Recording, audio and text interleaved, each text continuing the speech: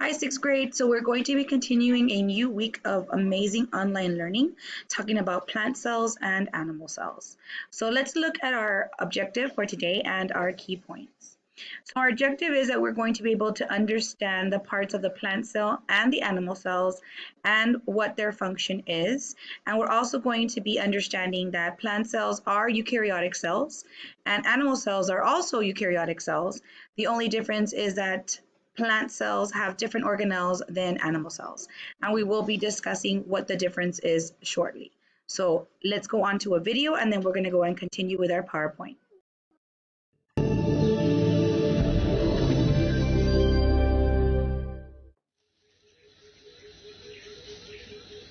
Every living organism, whether an ape or an apple tree, is made of the same basic building blocks: cells. All cells have some things in common, but there are differences between animal cells and plant cells that can be examined.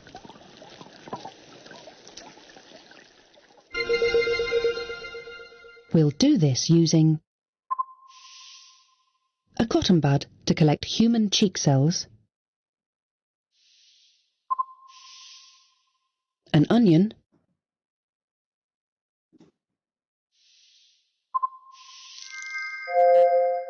methylene blue dye,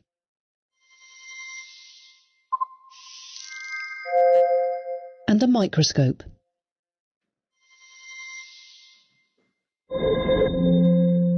Now let's take a closer look at plant and animal cells.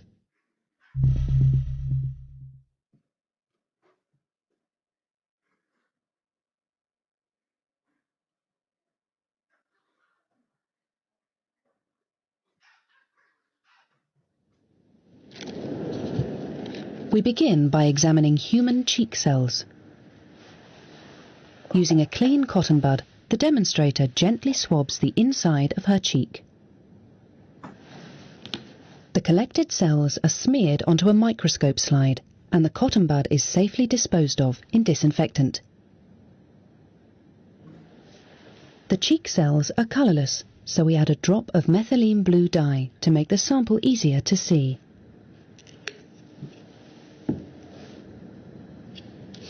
We place a cover slip over the sample.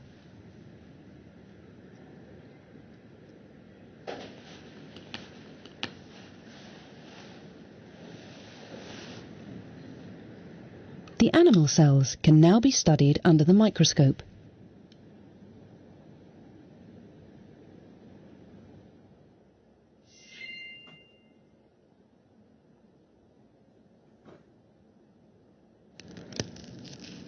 Next, we examine some onion cells. We use a scalpel to cut a small piece of onion from one of the outer layers.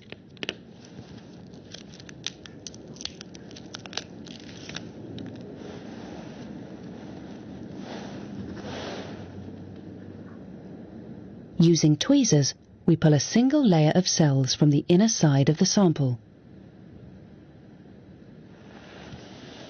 We carefully position the thin layer on a fresh microscope slide, and then add a few drops of distilled water.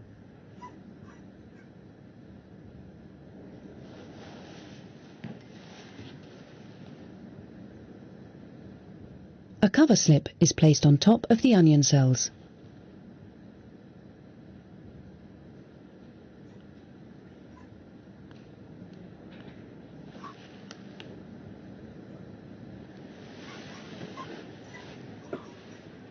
The plant cells can now be studied under the microscope, allowing us to compare them with the animal cells.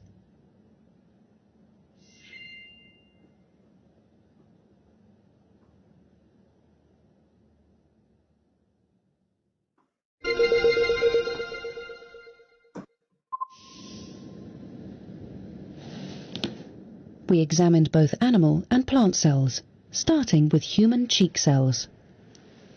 We add a drop of methylene blue dye to the colourless human cheek cells so that we can identify their features under the microscope. We can see that each cheek cell has a cell membrane. a thin layer that contains a fluid called cytoplasm. Floating in the cheek cell's cytoplasm is the nucleus. The nucleus controls the cell's activities and contains DNA.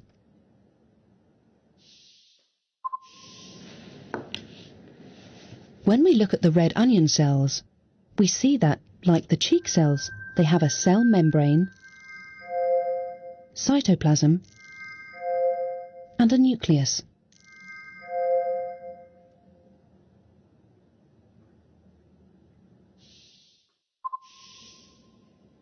In addition, the onion cells have a sturdy but flexible cell wall that provides protection.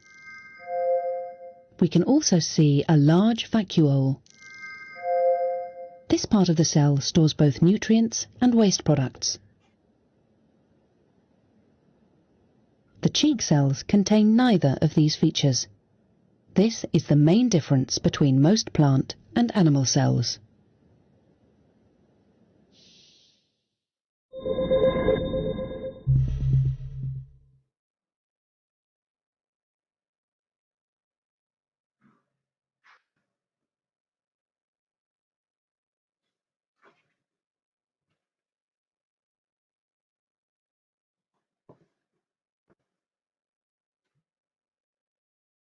Pause right here, go ahead and answer the questions about the video, and then continue on with the rest of the recording. All right, so we should have already finished answering the questions about the recording. And now we're going to go ahead and we're going to do a quick review over the differences between plant and animal cells. And we're also going to be understanding a little bit deeper the different types of organelles that are found inside of the plant and animal cell. And then we're going to see the differences between both of them. So just a quick review, what is a cell? So all plants and animals are made up of cells, and cells are a basic unit of living things. So everything that we see that is a plant or an animal is composed of cells, and we also understand that there are prokaryotic cells, which are our bacteria, our protozoa, etc. These are our unicell organisms. So now we're going to be talking about our eukaryotic cells, which are multicellular organisms. So the three basic parts of both of the cells are the cell membrane, and the cytoplasm, and again the nucleus. But we do know that we need to make sure that we understand that the eukaryotic cells have a nucleus, and this is why they are considered eukaryotic cells. So yes, plant cells have a nucleus, and so do animal cells. The cell membrane, both of these have a cell membrane, and the cell membrane basically holds all of the plasma inside of the cell, which is the cytoplasm, which we'll be discussing in a little bit. And it also separates the cell from any external environmental factors from any of the neighboring cells. Then we go on to the nucleus. The nucleus is at the center of our cells, and this little center does control the DNA and the RNA to cause replication, and it also is where we would call like the brain of the cell, right? It facilitates all of the activities inside of the cell. The next thing we have is our cytoplasm. Our cytoplasm is a sticky fluid that is found in between the nucleus and all of the other cell membranes, and everything kind of floats in here, and it kind of stabilizes all of the stuff that the plant needs, the cell needs, in order to stay alive and to continue to function and to carry out those extra functions that they need to carry out to make sure that the living thing continues to be alive.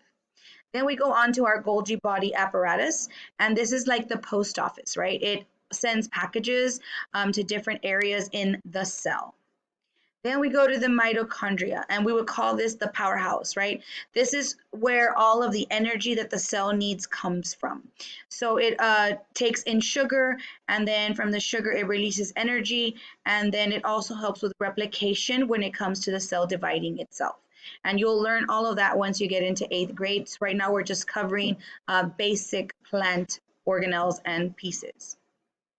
A vacuole is located also inside of the cells, and this is going to look like either a full space or an empty space, because these are storage tanks, and these storage tanks hold food, water, or waste for the cell. From then we're going to move on to our endoplasmic reticulum, and this is basically where all of the the ribosomes are created, and it's this circle right here. So this creates the ribosomes, and then from there it goes into our Golgi body apparatus. And our ribosomes are proteins that are found inside of the cell, and they are going to be working with the cell to make sure they provide food, they provide energy, and anything else that they need in order to make sure that the cell, like I says, continues to stay alive. We also have lysosomes. So our lysosome helps the cell digest all of the worn out parts of the cell, and so it creates all of the waste, right? This is like the stomach of the cell. From there, our plant cell, and only our plant cell, so I'm going to repeat this, only the plant cell has chloroplast, and chloroplast is full of chlorophyll, which helps the plant survive and live. So the plant takes in light, the light works with the chlorophyll, and it also produces energy and sugar so that it can have photosynthesis and the plant can continue to live. And it also is the reason why the leaves are green in the plant. Then we go on to our cell wall. Our cell wall is also only found in the plant cell. It's a rigid outer layer that makes made out of cellulose, and it protects the cell. You can find these in plant cells, fungi, and bacterial cells. Then we go to a vesicule, which is it stores and transports stuff from the Golgi body to the cell membrane. This is like a truck of the UPS, so it takes packages all over the cell. And then, of course, we have what is called a centriole. And this is a special part of the animal cell. So again, this is only located in the animal cell.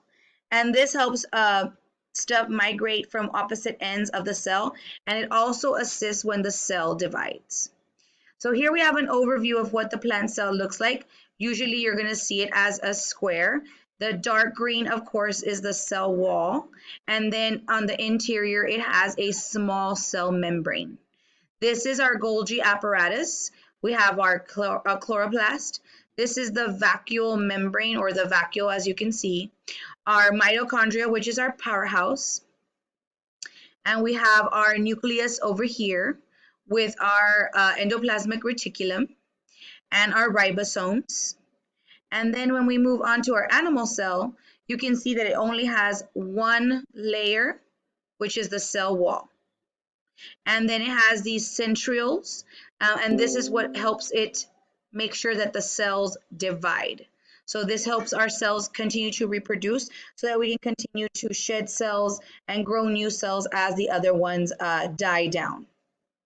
So then when we come to comparing both of them, our animal cell and our plant cell, you can see, right, that what animal cells and plant cells have in common are a cell membrane, a ribosome, a nucleus, an endoplasmic reticulum, the Golgi apparatus, lysosomes, vacuoles, mitochondria, and our cytoskeleton. And then the differences are a plant cell has a cell wall and chloroplast, and animal cells have centrioles. So we're going to have some questions concerning this PowerPoint. And then your second assignment for this week is going to be for you to build a plant cell and an animal cell. You're going to use anything that you can find in your house to create it, and I will be sending out a rubric on how this looks and all of the instructions. So I can't wait to see all your amazing projects. Have a great day, and I will see you in part 2 of our video.